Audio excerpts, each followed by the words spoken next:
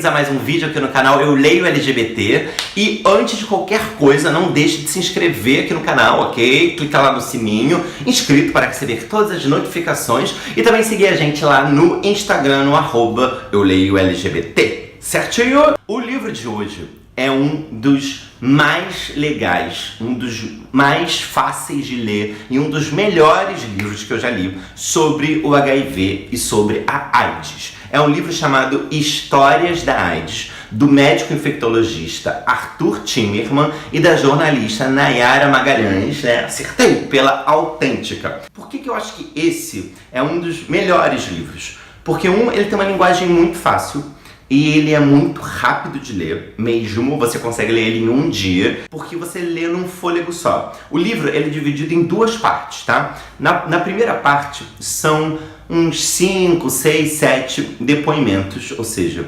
histórias de algumas pessoas que vivem com o HIV. O mais legal é que os perfis não são só homens homossexuais. E por que eu acho isso muito importante? Porque quando a gente fala AIDS, HIV, a gente se remete automaticamente à comunidade LGBT e principalmente aos homens, porque a gente ainda tem um pensamento de que mulher não corre risco, talvez, e os heterossexuais mais ainda de que um homem hétero não iria pegar, que essa é uma doença, é um vírus preso ou restrito ao grupo de risco dos LGBTs. Não é verdade isso. Existem vários outros perfis de pessoas que vivem com HIV. Tem aqui casos de uma mulher heterossexual com mais de 60 anos que descobriu que era soropositiva. Tem o caso de uma jovem hétero que foi infectada por transmissão vertical, ou seja, ela já nasceu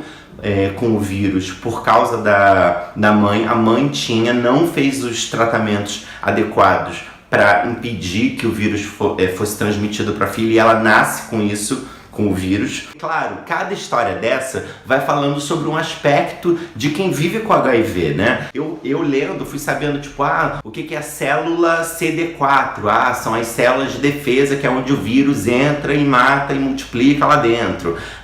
Por isso que quando o vírus se alastra, a defesa do corpo vai caindo. Enfim, você entende um pouco mais do mecanismo. Aí você sabe que, sei lá, se uma mãe tá grávida e ela tem o HIV, se ela começa a tomar uma medicação para o filho não ter, se ela fizer um parto cesariano, porque eu descobri que a transmissão tem de 60 a 70% de chance de passar para o bebê na hora do parto, né? Porque ele entra em contato com o sangue e tal da mãe e dos líquidos. Então, assim, tem várias coisas que eu falei, gente, um bebê de uma mãe que vive com HIV pode nascer sem o HIV se houver um tratamento adequado. E a segunda parte do livro, que eu acho tão interessante o conto, que é a história por trás da história. A gente vai conhecer a história da doença, ou seja, quando que surgiram os primeiros casos, como que os médicos lidaram com isso. Para você ter uma ideia, a AIDS, quando surgiu, era chamada de DIRG, D-I-R-G, que era doença imunológica relacionada aos gays. Olha isso, né? Claro, eu sabia que pejorativamente tinham pessoas que falavam que era a peste gay, o câncer gay, porque os primeiros casos apareceram em homossexuais. Mas eu não sabia que tinha sido institucionalizada um nome, tipo doença imunológica relacionada aos gays. Enfim, isso é um estigma que ainda permanece até hoje. Você vai entendendo quais foram os avanços na medicina, como que os médicos procuraram saber o que aquilo era, como que os médicos lidaram, qual foi o caminho pra gente chegar até hoje, se no começo era, sei lá, 12 remédios por dia, como que a gente chegou hoje num 3x1, que é um remédio que você toma uma vez por dia só. Então tem vários avanços. Quais são as perspectivas? Quais são as pesquisas que estão acontecendo, que estão aparecendo? Quais foram as pessoas que já foram curadas? Que casos específicos são esses? Quem foi o paciente de Berlim? Quem foi o paciente zero? E eu agora queria ler para vocês alguns trechinhos, porque eu acho muito maneiro ilustrar um pouquinho disso que eu tô falando, tá bom?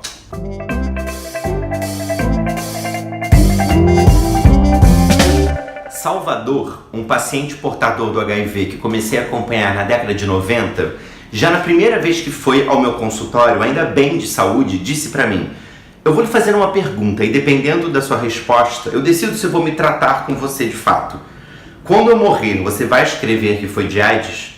Contemporizei. Poxa vida, o senhor está bem, não vamos pensar em morte. Ele não recuou. É o seguinte, se for possível morrer de alguma coisa que não seja AIDS, eu prefiro. Mas se for para morrer de AIDS, você tem que me prometer que não vai colocar isso no meu atestado de óbito, porque eu não quero que as minhas filhas passem vergonha.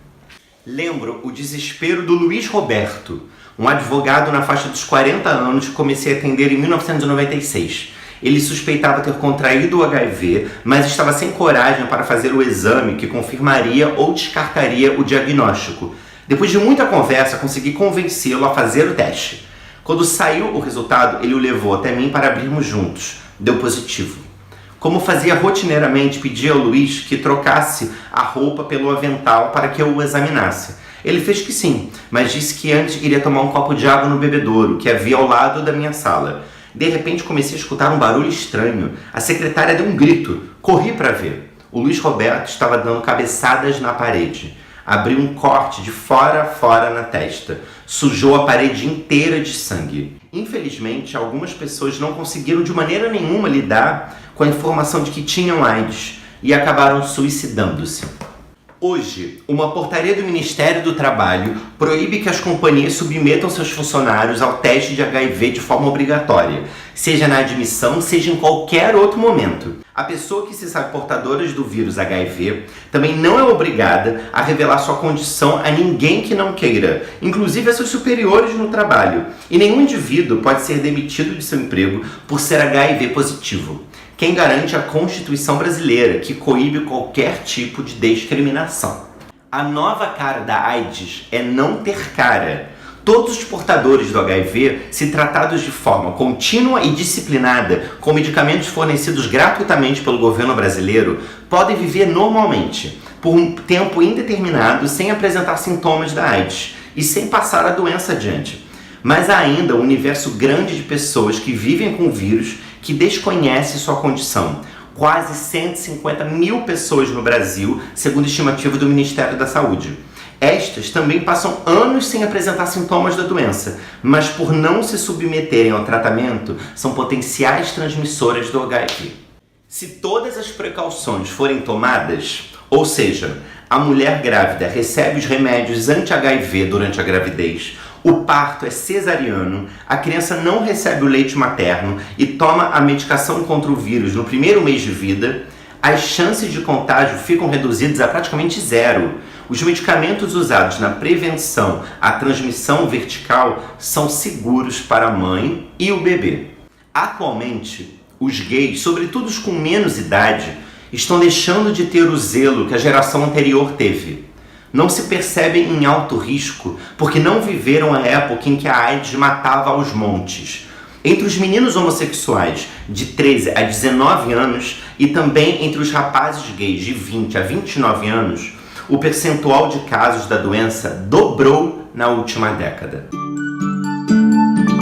Bom, queridos, esse foi o livro de hoje, Histórias da AIDS, que eu super recomendo para todo mundo. E claro, vamos nos prevenir sempre, vamos buscar informações. Tem vários outros vídeos aqui no canal sobre o HIV. Tem o desafio da UNAIDS, que eu respondi várias perguntas que a UNAIDS propôs para alguns youtubers aqui, além de vários livros e vários sites, vários perfis no Instagram que a gente pode e deve se informar. Camisinha sempre, é muito importante também fazer o teste regularmente do HIV, porque se der positivo, quanto antes você começar a se tratar, melhor para a sua saúde. E se der negativo, é bola para frente e continuar se prevenindo e se cuidando. E é muito importante também saber hoje que já existe, né? A PEP, que é a profilaxia pós-exposição, que você pode tomar até 48 horas depois de alguma situação de risco que você acha que possa ter entrado em contato com o vírus.